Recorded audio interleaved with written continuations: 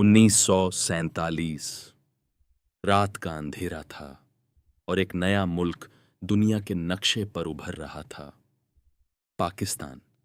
लेकिन इस नए मुल्क के साथ एक और चीज भी पैदा हो रही थी, एक नई फौज। एक ऐसी फौज जिसके पास जज्बा तो था, लेकिन ज्यादा कुछ और नहीं। न मॉडर्न वेपन्स, न हैवी टैंक्स, न कोई स्ट्रॉन्ग डिफेंस इंडस्ट्री, सिर्फ हिम्मत। शुरू के टाइम में पाकिस्तान आर्मी के पास जो टैंक्स थे वो दूसरों के छोड़े हुए थे।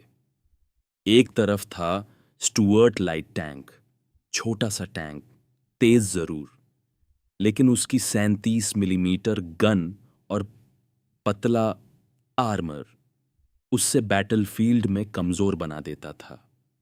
दूसरी तरफ था शेरमे टैंक, वर्ल्ड वॉर का हीरो, 75 मिलीमीटर गन के साथ, रिलायबल, लेकिन वक्त के साथ पुराना होता जा रहा था। यह वो दौर था जब पाकिस्तान आर्मी सिर्फ सरवाइव कर रही थी, फाइट नहीं। फिर वक्त बदला।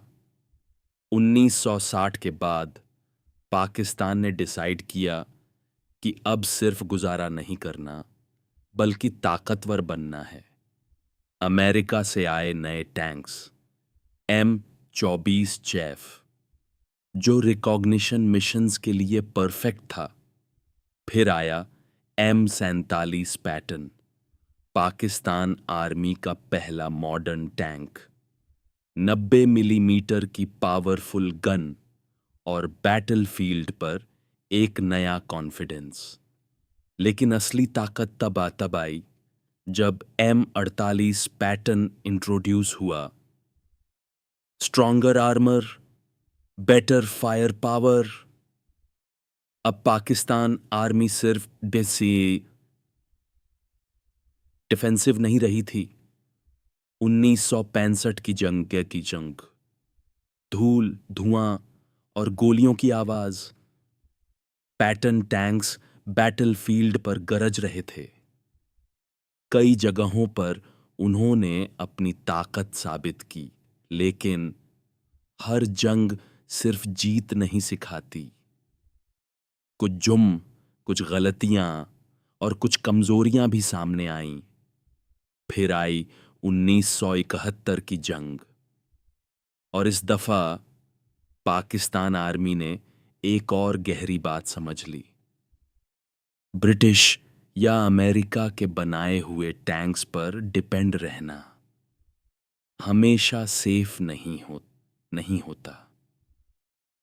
यहां से कहानी में एक नया किरदार एंटर होता है, चाइना। दोस्ती जो वक्त के साथ मजबूत होती गई।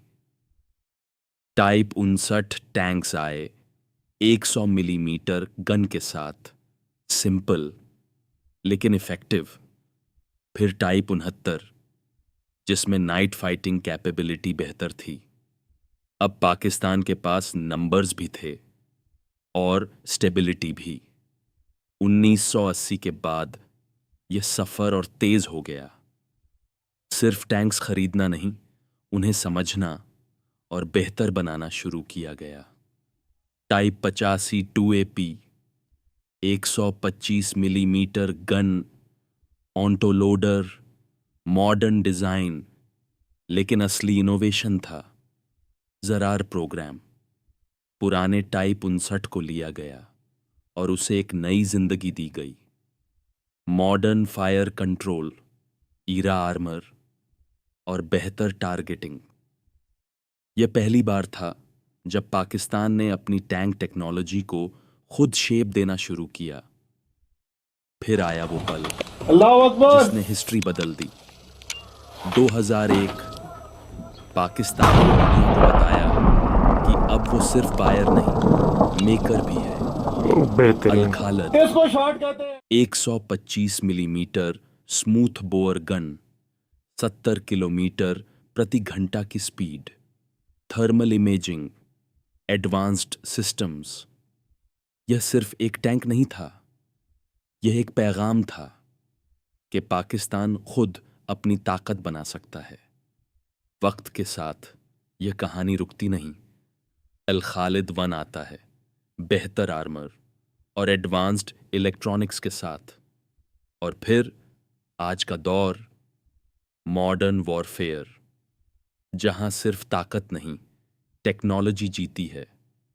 अज़रार अपग्रेड डिजिटल सिस्टम्स के साथ, VT4 tank, advanced armour, active protection system और बैटलफील्ड इंटीग्रेशन। लेकिन कहानी यहीं खत्म नहीं होती। फ्यूचर तैयारी कर रहा है। अल काहलिड 2 1500 horse power engine, modern armour, active protection system.